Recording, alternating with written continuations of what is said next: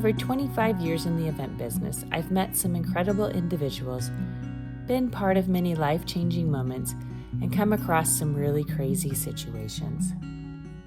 I always share with our Wildflower team that as you're standing at the start line and you look out into the crowd and you stare at all those people that are ready to start their race, that there's thousands of stories out there of what it took for them to get to that start line, and that we're there to help them get to their finish line, to share their journey and be part of their experience, and that's what makes everything worth it. Today I'm here to share with you Jonathan Pascual's journey, which looks a little different. He talks about how he's turned suffering into strength in his cancer journey. He talks about how he's discovered resilience through his training with triathlon that has helped him, through how he's learned to live fully and courageously. We hope you enjoy the time with Jonathan as much as we did about living life to the fullest. Jonathan, I want to welcome you here this morning. On our Wild Stories, we talk a lot about how I have been given the great joy of meeting a lot of people in life through Wildflower and been a part of many life-changing stories. And the fact that at every start line, there's thousands of people who have various journeys along the way in order to get to those start lines, and that we are lucky enough to share those journeys along the way. And you are one of those journeys that we got to share. You wrote into Wildflower this year and emailed our customer service line. And that was one of the paths that we shared your journey. But another one was us hearing about your story through my daughter sharing kind of the story that she heard about a note to your younger self that she had seen through a CBS story that had gotten out there. And I'd like for you to talk a little bit about your journey and your path with the sport of triathlon and the journey that you're on with that path with the note to the younger self and how that came about. Well, thank you, Colleen, for welcoming me to your podcast. I'm really appreciative of this time because after that introduction, I just saw my connection with you, actually, your family. Some of us triathletes have long careers, amateurs and pros, but the arc of triathlon for me has been tied to Wildflower when I moved to California early on in the year 2000, all the way to now. And I have met your father, you, and your daughter. So it's been a very welcoming and a very rich experience for all those 25 years. Yeah, it has. And you previously raced. When was your first year racing at Wildflower? Uh, I would say, um, so my son was born in 2002. Actually, I was racing that year and my wife was due that month, like that week. And you know how it is, there's no very good cell reception. And I would like keep going up to the hill and find bars just to see that she's okay. So that was 2002. And that's a memory that I have. But then I know the following year, um, we brought our son camping there. So that was at least 2003. And it's probably, I'd say, um, 2001 was the first time, if I recall correctly, was my first time racing in Wildflower. Okay. And she let you come back after having the cell Oh, phone service and still not sure. I don't know. I think we all grew up into the sport, like learning how training and going together as a family to races, and then eventually, oh my gosh, you've done this so many times. We don't have to be there cheering you on, and then it's it's been a wonderful experience to say the least. Yeah. Yeah, now you've come as an individual, you've come with family, you've come with triathlon clubs. What various clubs have you come with over the years? The very first years was with the Golden Gate Triathlon Club. Again, that was in the early 2000s, and that was such a wonderful group because I met so many new people and who helped me grow into triathlon. And then later on, at least in the last couple of years, I have been involved with the Phil Am Tri Club, and they're amazing. Just to be in that group, who they're so welcoming, and we have great food. And then, of course, I remember last year, people from other clubs would go to our campsite just to be on the bonfire, talk stories, and share food, and have fun. That story made it back to our staff meeting that night.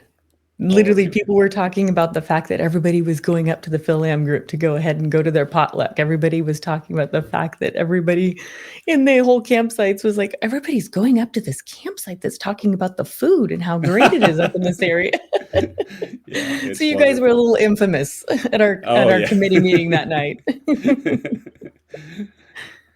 So now your journey in the sport of triathlon has really helped you with kind of a life challenge that you've had over the years. So talk to us about kind of a diagnosis that you have had and how the sport of triathlon has really helped you in that diagnosis and where you're at with that right now. Yes, I was. I moved to Hawaii from the Philippines after high school, and that was 1990.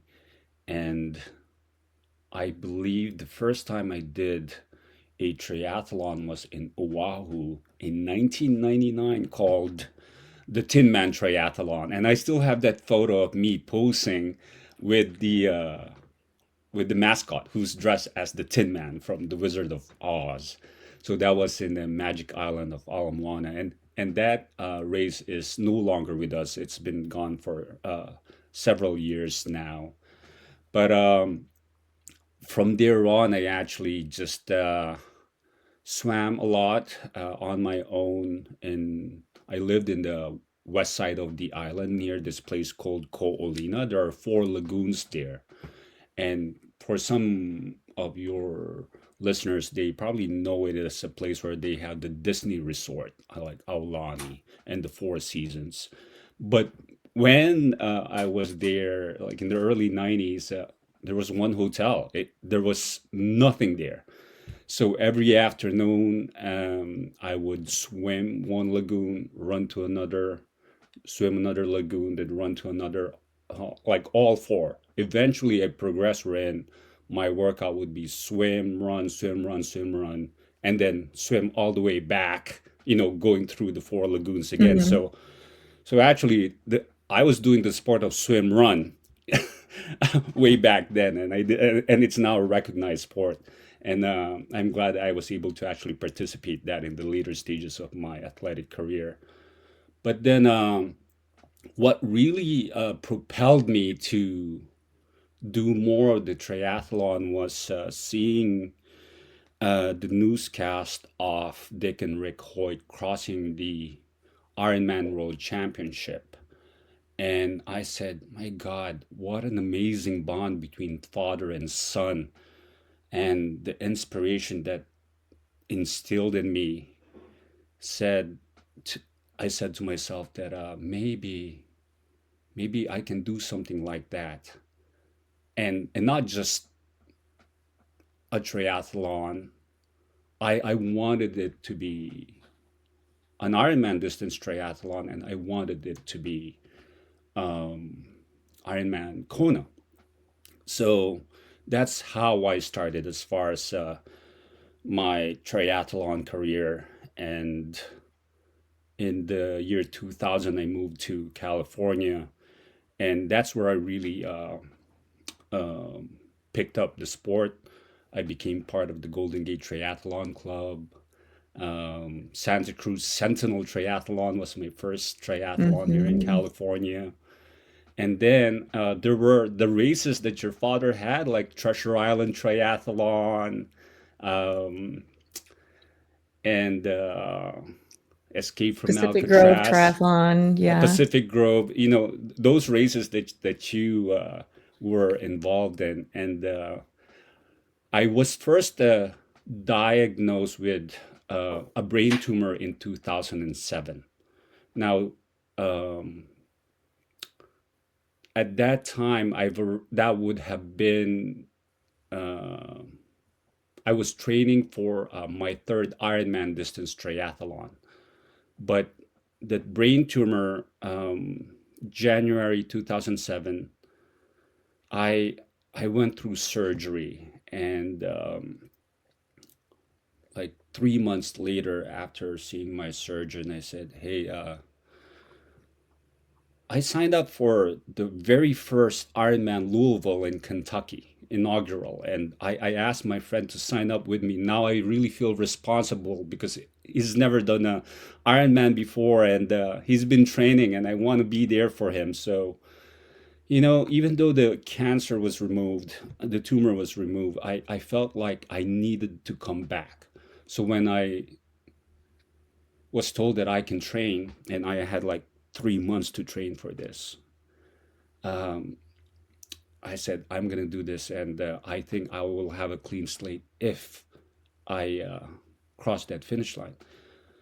Of course, I'm okay. I'm training for an Ironman. However, mentally, I wanted to be, you know, feeling that invincibility when you train for an Ironman. And I did that. And I remember crossing the finish line in Louisville with my son running beside me, and my wife and my mom. And those were the days when families are still allowed to cross with you in an Ironman finish line. And I said, my gosh, I'm back full circle because this is exactly how it was when I did my very first Ironman triathlon in New Zealand in 2004 with my wife, my son, and my mother crossing the finish line. So I said to myself, my God, I'm back. I'm back. Well, we always say that races are just an excuse to train. And so we always we always did races. We're like, if you had no races, people wouldn't have an excuse to train. So it gave you purpose. It gave you had that thing to look forward to. Although you said that somebody else was your excuse, it gave you an excuse to train. Yes, absolutely, absolutely. And so from there, what was your next excuse to train? Well, so that's 2007. I said, I want to do this better. Uh, as far as racing faster, you're young, you wanna, and of course I said I wanted to qualify for Kona, and I've never been that fast guy. However, every year I realized that I am getting faster. I'm learning the sport more. I'm reading books, and I got a coach and things like those. So I knew that my pathway is either I qualify or I get the legacy spot. So I just kept doing that, and I started trail running as well, in the 2000 teens, and eventually that led to getting into ultra marathons. Although I didn't do my you know first 100 miler until like 2016, 2017, I believe, 2017. So I had this personal goal of this is going to be my own project wherein I will be doing training for 100 milers and Ironman distance triathlons. So that's what I did. It was my own personal double, and I wanted to do that every year. So my calendars, racing calendars, was pretty full pretty much every year. Yeah, so it Racing, seems like you turn a little bit of suffering into strength quite a bit. oh, absolutely, absolutely. I think when I came to UCSF as a young ICU nurse, I put a sticky note on in my locker that said, uh, barriers are made to be broken. So in my mind, I was thinking, not only am I growing into my profession, but I was also growing into my sport. And there's a lot of discomfort. So that young man, I have to really thank, because I was thinking, if you want to get better, then you have to learn how to embrace discomfort. And eventually that statement became, you have to embrace the suffering, because eventually I learned that growth comes in discomfort, and that is something to be embraced. Hmm. And a lot of your talk has been about determining and setting the determination for the way you live and determining on how your outlook is and how you choose your thoughts and your exact style and your strength and kind of against all odds from day to day. I think so, because in 2007, being a young father, um, that was a difficult time, because I went through those stages that people know when they meet their mortality. You know, you be angry, you're shocked. I was bargaining, and I remember saying, please, God, give me 60 seconds to just run again. That's how bad it was. Like every second of the day when I'm awake, my my brain, my head would hurt. And the only relief that I got was when I go to sleep. But as soon as I open my eyes, hear sounds, lights, I was suffering. And perhaps, that brain tumor really taught me how much suffering I was able to handle, because I was really stubborn. I still went to work. I went about day to day, and I said, Jonathan, you have a brain tumor. And I knew it. When are you going to go to the doctor? But it took my wife to take me to the emergency room at the Queen of the Valley in Napa, because I was just curled up in a fetal position. I couldn't handle any stimuli. And from there, going through the process of being diagnosed and surgery and recovering from the surgery, that's when I learned how impermanent life is, that anything can be taken from you, that, the most difficult part of that time was the realization that I am going to leave my family behind, that I was already suffering the grief of losing them. So that was painful. And that, I think, was the time when I started looking into the philosophy of Stoicism, the ancient Greek philosophy of Stoicism. So started reading about, way back then, Epictetus, Seneca, and Marcus Aurelius. Therefore, it's been a study and a practice for many years, reading, and not just reading, but really practicing the principles of being a Stoic. So one of the things that I learned is that, you are mortal. Memento mori. Remember, you're going to die. So when you look into your life, and daily, like I do, that you're going to die, not in a morbid way, but in a way that you can appreciate life, that you can give so much more to others, then you are living an examined life, and you are living a giving life. You use this term that living well and dying well is deeply connected. And how do you describe that? I remember writing that and rewriting many versions of that for the CBS story, Note to Self. I think that living well and dying well are deeply connected. Sometimes in this society, um, our focus is so much on living, and that's fine, that's totally fine. However, we are now afraid of the prospect of death or the process of dying, and it doesn't even occur to us in our daily life.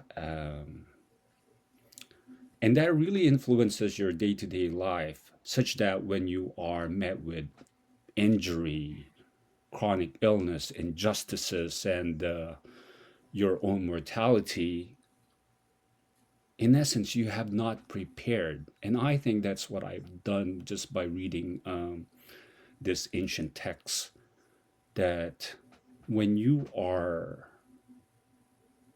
given difficulties and trials in life, and most especially you are told that you only have a few years to live, then that becomes a scare. But for me, I've learned to have the equanimity of just being able to look back and say, oh, what have you done? Have you lived a purposeful life, and have you lived a giving life? So I think day to day, I am appreciative of the little things such as mundanity, you know, cleaning up the house and being out in the garden and still being able to travel. And even in my weakened state now, I am still able to get on the treadmill or ride my trainer and go for hikes, even though the former self of being the strong athlete is gone. That person is gone, but I know I have still so much more to give, and eventually this will get into the dying process. But um, I know I can look back and said, you know what, you've lived a full life. You have given yourself, and you have received, and you have forgiven, and you were forgiven. So really, that's a very long way of saying living well and dying well. You can prepare for that, and you can constantly re-examine your life and say, where am I now, and what can I do about it?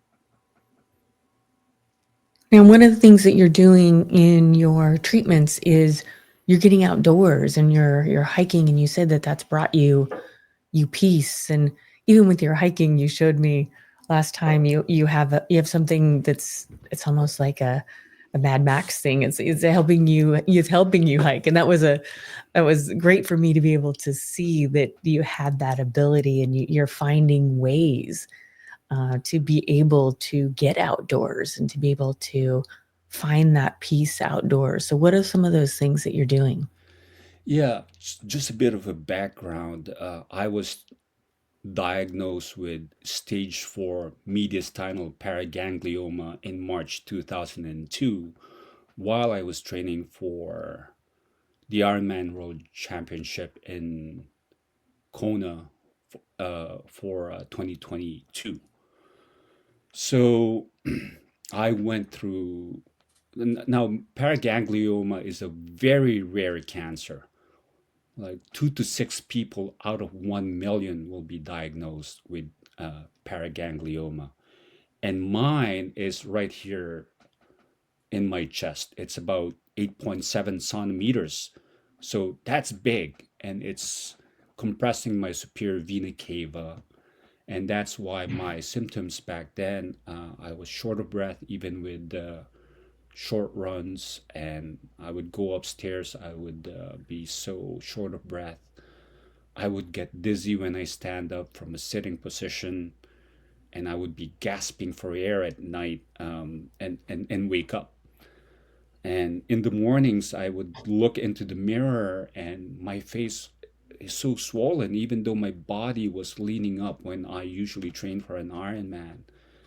And then eventually, I had this occurrence when I stood up, and then my vision just darkened, and then I lost consciousness, and then I just, like a log, dropped and hit the floor. To make a long story short, uh, I had radiation to shrink that tumor, and then eventually I had IV radiation. So essentially, the IV medication is paired with a radioactive lutetium 177, and that drug is very specific to the cancer, and it just binds to the cancer cell itself. So I got those treatments, and I told myself, you know what, Jonathan, even though this is so hard, you can't get out of bed, you're so weak, you have to move, you have to get up. So even walking around the living room, that's where I was. And then eventually progressing to being able to walk in the treadmill. And then my wife and I said, let's go for a hike in the flat trails. And that's how I started. However, just to let you know, the tumors are in my lungs. They're also in my lymph nodes, and they're throughout my skeleton. Um, in fact, in 2022, July, one of my lumbar vertebra actually cracked, and I needed surgery to get that fixed. Radiation first, and then surgery. So I know the feeling of having broken bones, or just being in bed, and I said I should be in the starting line of Ironman Oregon this July, but you know what? I'm gonna get up and walk on my treadmill, and this is my race today. It doesn't mean I'm working any harder or any less, but this is all I can do, and I'm still fighting for it. You mentioned that you saw me with the exoskeleton. That's Mhm. actually a device that is battery powered. It's got motors. It's strapped around your waist, but there are these levers that are strapped to your thighs, and those levers actually pick up your thighs, so to make it easier to move. Before my backyard ultra, which I host in October of this year, I broke my lumbar spine again, and it's hard for me to lift up my right leg, my right thigh. So I said, I'm going to buy this device, and I'm glad that I did, because it really helps me move around when I go for hikes. I don't use it every day, but it really helps me like go up mountains, and that's been wonderful. Yeah, you talked about getting to the start line, that you knew you should be at the start line. And that's really where our paths cross again, is you getting to the start line of Wildflower. And Wildflower was one of your last triathlons that you did. And you emailed into us, and you wanted to find a way that you could get to the start line and have it be an official triathlon for you.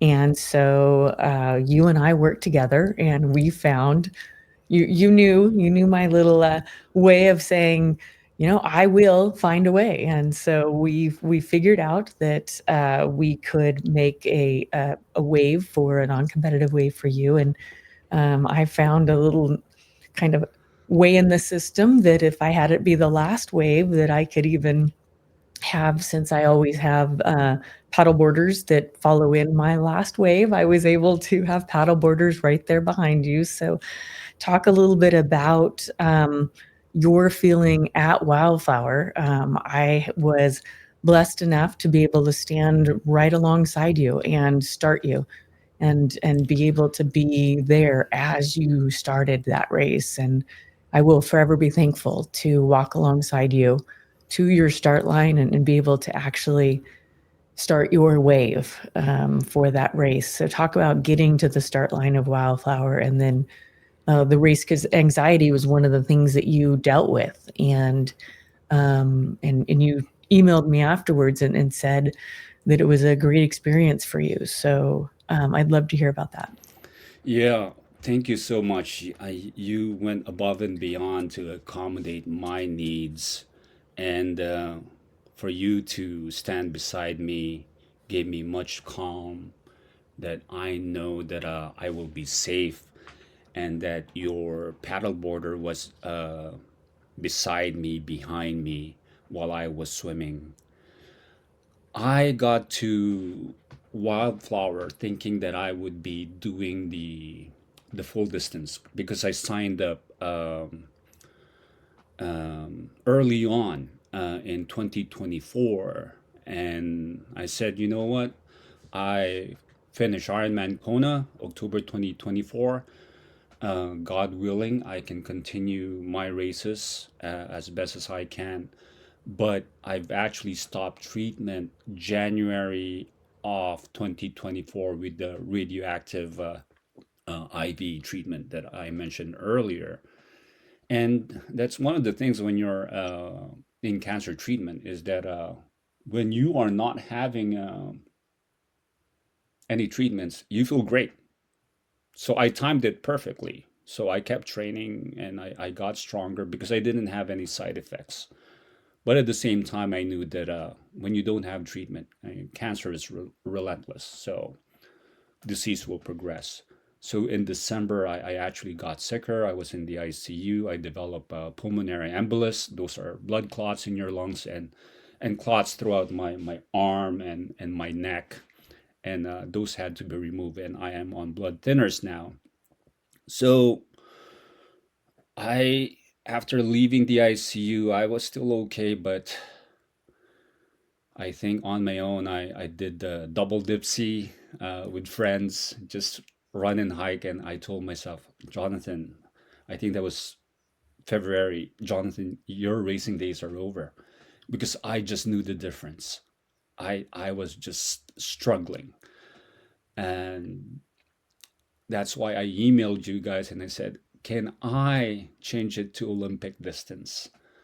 And I kept training, swimming. And when I swim, when I'm in the horizontal position, blood actually pools in my head and my face gets swollen. It turns purple.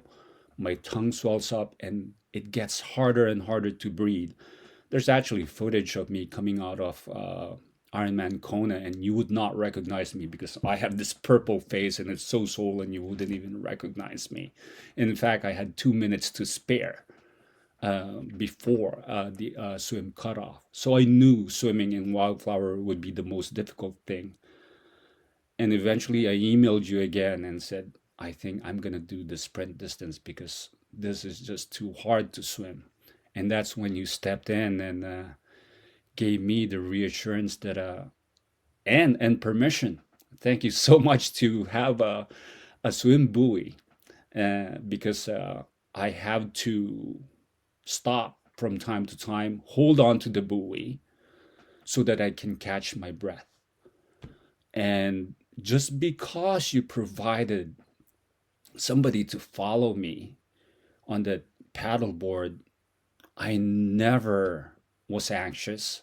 I was able to control my breath and just focus on my stroke and finish that swim without going vertical and catching my breath. That's how calm and that's how relaxed I was because I knew that I was going to be safe. So that was probably one of my, gosh, my last best swims, even though it was slow. So thank you. Thank you, Colleen. Mm-hmm. And there was another moment because as you were standing there, you talked about how the Hoyts had inspired you. But as you were standing there getting ready for the race was also the Pathmans. And they are also a duo. Yes, And yes. so it was almost like this full circle moment of how the the Hoyts that inspired you right alongside you was this father-son duo as well that was getting ready to start the race, who are going to go on to inspire thousands of people on their own for their relationship and what they're doing to inspire others just by their own relationship that they have.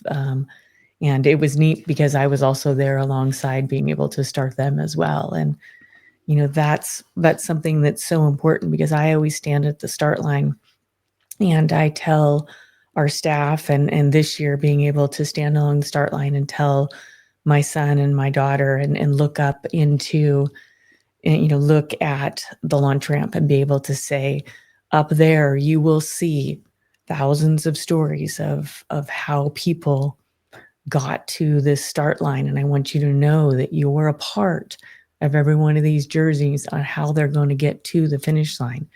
And everything that our family did is going to be a part of these stories. So thank you for all that we did to do that. And so our staff and our families and everything everybody does is what they work so hard for. And so as I stood next to you and as I stood next to the Pathmans and stuff, it's a blessing to be a part of those. And so being able to sit, on these podcasts like this and be able to share your guys' story, I'm thankful for being able to do that and for you taking the time to share your story about not only, it's not just a cancer story and it's not just an athlete story. And it's even the fact that your medical and your athlete and your all of these things intersecting are really all of your story, and how the path that you've taken is all different because of all these backgrounds that you have in life and stuff, and how you've battled the anxiety and how you've battled all these different things. It's changed because you're an athlete, and I think that that's what we're sharing is your perspective and your mindset is different when you're an athlete, on some of these things, and how you can pull from all these things, all those hard things that you come to in life. You dig a little bit differently when you're an athlete, and your sufferings and your victories are all a little bit different when you're an athlete. And so I do think you had shared specifically, you said the younger to your note to your younger self, you said, I hope you look back at your life and you know that you lived well and you served others. That life is a testament that hope and purpose outlast even the shortest measure of time. In giving so much of yourself to others, you will always be remembered. Thank you for the quiet courage you have carried through it all, and during the time that you have dared to be a force of good, showing the world how love and resilience have endured long after we are gone. What does a letter today look like to yourself, standing here, kind of courageously living and day to day? Yeah, somehow I've developed this pathway when I was diagnosed and while I was in the hospital in March 2022, that there's this period of time. I didn't know how long that was. I was given a prognosis of 5 years, and almost 4 years into it this March, I knew that I have given it my all and continue to give it my all. And I'm still very much involved with family, friends, and my community. And that's make it so much worth it. And even though I am sicker now, um, being the athlete in me, I say, you know what? What are you going to do about it? The difficulty in somebody like me who does not exhibit any physical signs of illness, and I always hear, my God, you look great. But every day we meet people who are in chronic pain, who have depression, who have mental health issues, and they are fighting because their beliefs are being challenged. They are going through perhaps their first trial of being told that they are mortal. You ask the question, what are you going to do about it? And then I realized that have courage is what I told myself in March 2022. And that actually involves seeking help when you need to. But first, you have to start with yourself and show that kindness from within.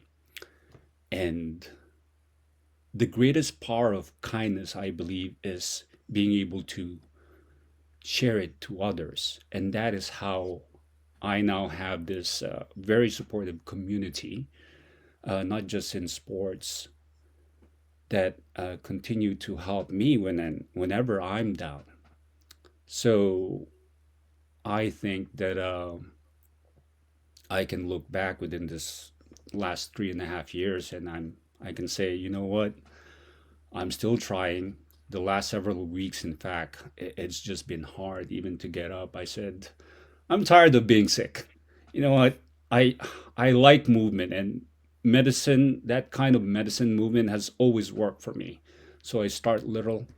I get on my treadmill and my bike, and then that's slowly building up again. And who knows? Maybe I can do more.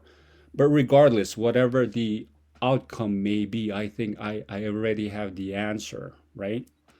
That just because I'm being kind to myself and I'm investing to myself, it is helping me live longer.